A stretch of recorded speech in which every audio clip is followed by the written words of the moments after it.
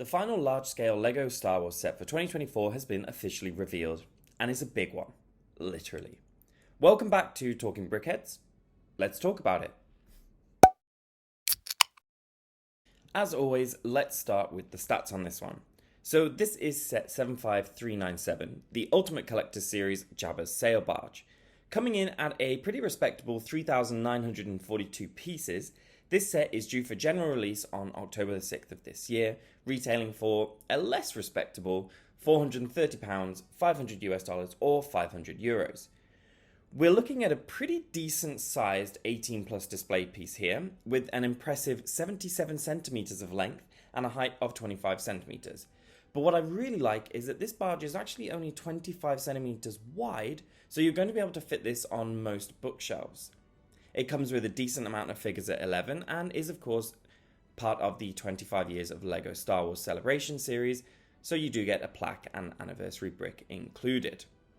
Moving on to the actual build itself and starting with the exterior. As you can see, this set is a mostly reddish brown set, save for the deck, which is in dark bluish grey. I think it excellently captures the movie accurate shape of the barge, but I'm not totally sold on the exposed studs of the exterior. The way the designers have achieved the nose slope is a standout for me, and it has that really menacing aura I'd expect. The back of the model is also quite nicely done, and these side wings are adjustable, so they can be positioned in different ways depending on how you like to display it. There is also some of these slatted windows which can swing open to add a little bit more life to the display. While the deck is pretty boring as it's mostly just tiled off, there are a few things I like. Number one being the tube pieces used as railing. I really like the effect they give. And number two is the gun turret. The two large sails are also really nicely done, and I like the printing on those. But that's kind of all there really is to say about the exterior of this set. It's just a big brown ship. But I do like how this is a departure from the largely big grey ships we've seen from UCS Star Wars in the past.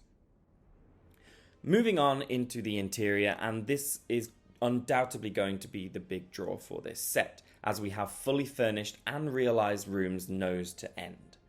To access the interiors, you can first fold down the sides of the ship, and while you can fold either side of the ship, most of the interiors are accessed on this left side. You can also detach the deck for easier access and to let some extra light in, because as you'll see in some of the pictures, with the deck still attached, it can be quite dark in some of the rooms and you'll lose some of those details. Starting at the front, we of course have the cockpit, and I really like the design here. There's space for two minifigures to sit at the controls, and the colour scheme and the actual build of the chairs are fantastic. The screens are stickers, but I do like the graphic design, especially with this main screen displaying the barge itself.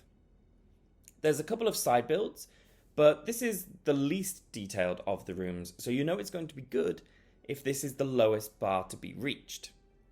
Moving behind this, we have the prison cell and armory. The cell itself is detachable, but I like that even this has some thought out details like the etched day count and some graffiti on the wall as a sticker, and on the floor there's a bone and a trans blue water spill, which only makes sense once you remove the cell and see that there's broken water pipes behind it. The armory wall has a great selection of weapons, and there's a set of ladders which lead up to the hatches on deck. Connected to this room is the kitchen, which is the most detailed of the interiors. Again, there's a large staircase leading to a hatch on the deck, but as in the armory, this can actually be detached from the floor to better access the room. The build here is pretty great in general. There's really well made cabinets and food hanging everywhere, from the fish above the doorway to meat above the counters. Of course, there's a lot of tools dotted around, and there's a shelf of ingredients above too. I love the little extractor fan above the stovetop, and the stacks of plates under the counter are a nice little detail. A fun Easter egg here are the recipes that are printed out on the wall above the rubbish bin. Heading through the archway to the right, we arrive at Jabba's entertainment room, which is of course taken up mostly by Jabba's bed. I like the snock techniques used to get the unique shape of the bed, and the railings around it are also well done. There's a really nice detailed inclusion of Jabba's hookah pipe as well. But if you do detach the bed, you're basically left with an empty room except for the wall lights seen throughout the build. and a chest at the back used to store Leia's chain. The entertainment part of the entertainment room comes from the stage to the right for everyone's favourite Blue Man band leader, Max Rebo. And this is where he can play his organ, and I do like the columns that surround him here.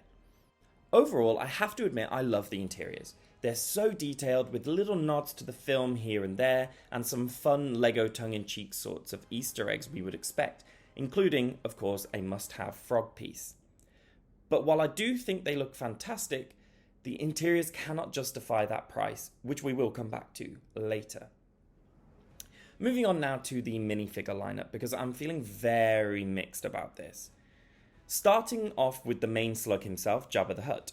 He is mostly the same as the previous iteration found in the 2013 Jabba Sail Barge, but with some updated printing which sees some slight changes such as the lines on his chest and his eyes. I will say I'm glad he has pupils, and LEGO has resisted following their recent trend of stylizing characters without them. Next to him is his trusty pet Salacious B. Crumb, who unfortunately follows the no pupil trend. But I don't mind it all too much on him. This is a slightly updated mould compared to his previous appearances, with kind of thinner ears and a fuller ring of hair around his neck, but it's basically the same. The Max Rebo figure seems to be an exact repeat of the figure seen before, also in the 2013 set, and that's extremely disappointing for a £430 set.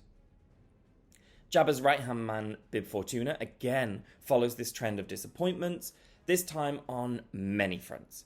Firstly, at the point of the story that this set is based in, he isn't yet obese. However, they've given him the fat bib headpiece from the 2022 Boba Fett's Throne Room set. He also only has a slight difference in the face print to that one, mostly in the eyebrows. As for the torso and leg prints, I mean, what can I say? This new one is so boring and a definite downgrade compared to the previous version. You're probably noticing a bit of a theme here, but the next recycled minifigure is the Gamorrean Guard, copied straight out of the same set as Bib Fortuna. The Cathaba figure here has an updated headpiece compared to his previous figure, but the torso printing is pretty much the same, just a slight difference in graphic style, and still with the red legs. There are two new characters in Jabba's entourage, thankfully, being Vizam and Wolf, the weapons master and skipper of the Barge respectively. Vizam is an underwhelming figure, the hood piece is decent, and I do like the face print, but the torso is meh, and he has no leg printing. Wolf, on the other hand, I think is pretty great for a non-main character figure. I like this new mould for his hood, and the face print is pretty nice. While there is no leg printing, I do like the torso print details on this one. Moving on to the light side of the roster, and the disappointments continue. First up is a bog standard R2-D2, but this time with the added bonus of a 2x4 plate to represent the bar table he carries in the movie. Cute, but far too lacking to make me impressed, especially as LEGO are literally marking this as, quote, R2-D2 with a bar table accessory. It's a plate. A simple plate. Don't oversell this to me. One of the biggest crimes here, though, is C-3PO, because why they've given us the cheap version without the dual molded legs is far beyond me, considering this is a £430 set, and he's been included as that version in cheaper sets this year. Simply a cost-cutting exercise, and that is a real shame for a set at this price. The final and only good figure in this set, in my opinion, is Princess Leia in her dancer bikini, as seen in the movie. This was a really nice surprise because there's been a lot of rumours for a long time that Disney would block any reiteration of this specific Leia. I think the way they've done the dual mould and printing for the legs, showing less skin than the older figures, is a way they've gotten around that ban. The hairpiece is incredible, one of my favourites from LEGO this year, and I do like her printing in general. Now, as you can guess, I think this minifigure lineup overall is pretty much trash, and I'm so disappointed that LEGO are charging £430 for this, and can't even give us a decent amount of new characters, or at least well-updated versions of old ones. But let's not hide from the fact that over £400 for a set under 4,000 pieces is absolutely criminal. Let's also not shy away from this being the exact same price as Rivendell, for 4 less figures and an eye-watering 2,225 less pieces. Just let that sink in. My final thoughts on this set are simply that this is not worth your money, and I can't see it becoming all that desirable for people outside of the die-hard fandom. But let me know your thoughts down below. Do you think this is a fair price for the set? Will you buy it? Remember to like and subscribe for more content, and as always, see you next time and happy building.